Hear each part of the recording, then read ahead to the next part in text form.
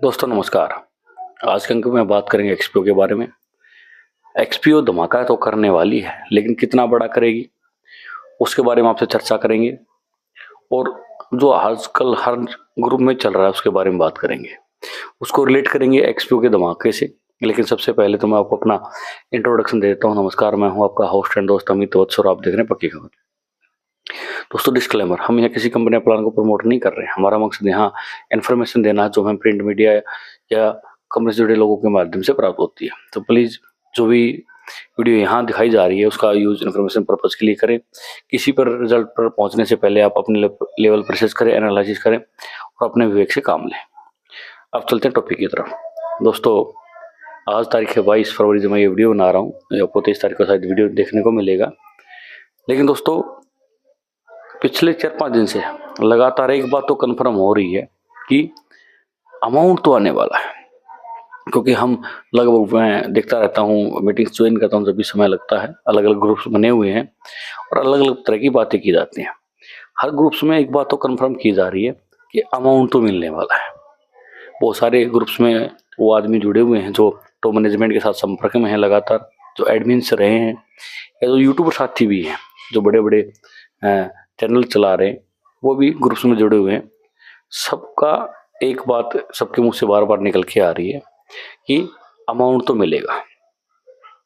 अब चक्कर ये है कि कितना मिलेगा। दोस्तों कई लोग इस बात को लेकर पहले से ही भड़का रहे हैं कि हमें पूरा चाहिए, हमें 5% नहीं चाहिए, 10% नहीं चाहिए, 20% नहीं चाहिए।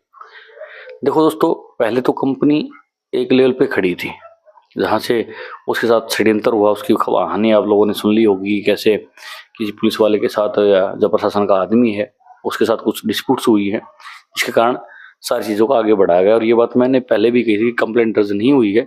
और अपने यहाँ इंडिया में जितने भी प्रशासन के अधिकारी हैं वो लगभग ऐसी कंपनियों में ज्वाइन है। मैं बहुत सारे लोगों को जानता हूँ जो करके काम करते हैं और उन्होंने ही बैकस्टैब किया है कहीं ना कहीं पूरी कंपनी को। लेकिन कुछ भी हो या कोई भी कारण रहा हो, उसके बाद जब कंपनी बैकफुट पे गई है और कंपनी को अपना काम बंद करने तक की नौबत आई है, और उसके बाद कंपनी वापस आने की बात कर रही है और विड्रॉल देने की बात कर रही है, तो यहाँ प्रिंसिपल 100% विड्रॉल ये कहाँ से आता है?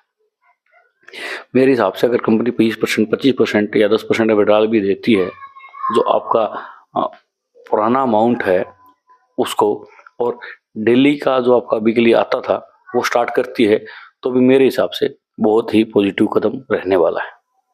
आपका क्या पूरा मानना जरूर कमेंट करके जरूर बताएं, क्योंकि आपकी राय बहुत महत्वपूर्ण रहती है।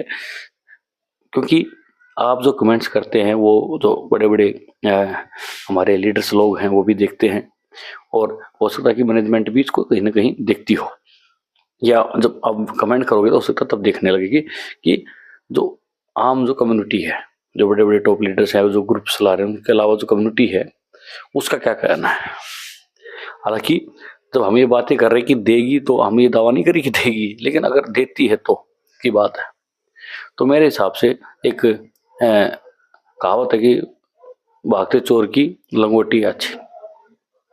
तो आज के समय पर जब कुछ नहीं मिल रहा है और कंपनी की जो मैनेजमेंट है ऑलरेडी वो आउट ऑफ इंडिया सेट है और वो गोल्डन वीजा लेके दुबई बैठे हैं, अपन FIR की कॉपी वगैरह भी देखिए, उसमें सब कुछ लिखा हुआ है।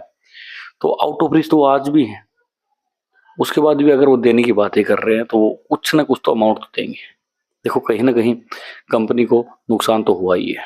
और मैं ट्रेडिंग की ही बात करूं तो दिसंबर के 7-8 माफ के जनवरी के लास्ट 8 या 9 दिन थे, जो लास्ट के 8-9 दिन थे, उसमें मार्केट इतनी जबरदस्त क्रैश हुई थी कि पूछो मत। कोई भी आदमी जो ट्रेडिंग करता है, खासकर जो फॉरेक्स में ट्रेडिंग करता है, तो वो गोल्ड में ट्रेडिंग करता है, तो गोल्ड ने बहुत ज़्यादा निराश किया है और बहुत ज़्यादा लॉस जनवरी के महीने में हुआ था, जिसके कारण बहुत सारे अकाउंट उड़ भी गए थे।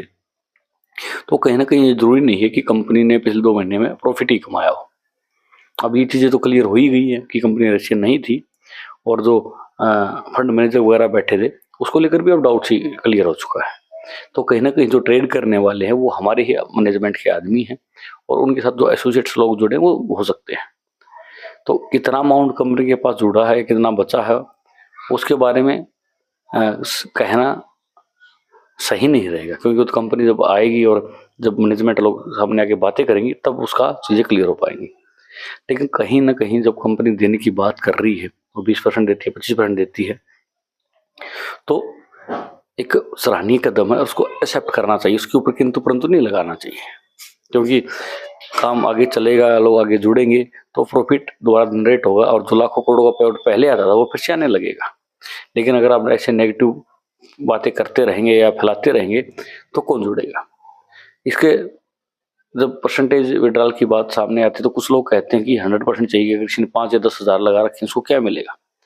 तो भाई जिसने 10, 15 या 20 हज़ार रुपये लगा रखे हैं, 50 लगा रखे हैं, तो उसके ऊपर बर्डन भी नहीं है EMI का, क्योंकि यहाँ बात क्या होती है कि EMI नहीं भरी जा रही है या परेशानी आ रही है और कोई परेशानी आ रही है, तो जब 20% या 10%, 15% कंपनी जो प्रॉफिट अवेलेबल है उसका देगी, तो मेरे हिसाब से EMI भरनी शुरू हो जाएंगे। उसके बाद अगर कंपनी वीकली देना शुरू करती है आगे से, जो बैक है उसका कुछ परसेंटेज देके, और उसके बाद रेगुलेट करती है हर मंडे को जैसे पहले देती थी वो शुरू करेगी, तो मेरे हिसाब से चीज़ों को लाइन पे आने पे 2 से 3 महीने से ज़्यादा नहीं लगेगा। उसके बाद बहुत सारे आदमी प्रिंसिपल अमाउंट देने की भी बातें कर रहे हैं कि वो मिलना चाहिए, तो कंपनी की कंडीशन तो पहले ही थी कि कुछ समय के लिए आप ये फिक्स रहेगा, उसके बाद धीरे मिलता रहेगा। तो वो चीज़ें यहाँ अप्लाई होंगी, तो इसको लेकर मेरे हिसाब से ज़्यादा लड़ाई झगड़ा करने की जरूरत नहीं है।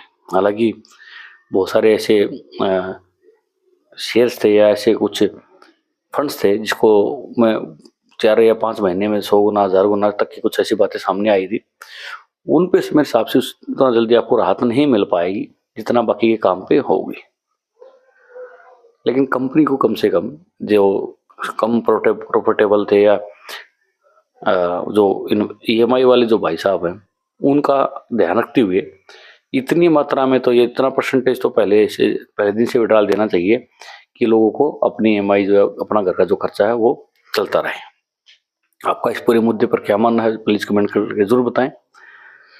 लेकिन दोस्तों सबसे बड़ी बात तो ये है मेरे हिसाब से, ठीक है हमने अपनी राय रखी है, लोग अपनी राय रखेंगे, उसका हम गलत भी हों और गलत होंगे तो लोग अपनी बात बता सकते हैं और हमसे इत्तेफाक नहीं रखेंगे। हम ये नहीं कहते कि मैं ही हमेशा सही होता हूँ, मेरा कहना कि एक व्यू है ये मेरा रखने का, आपका क्या व्यू जरूर आप रखें।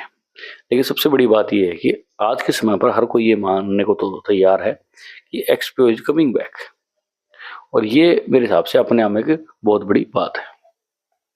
हालांकि समय बताएगा और आने वाला 2 या 4-5 दिन है वो बड़े इंपॉर्टेंट रहने वाले हैं कि क्या होने वाला है।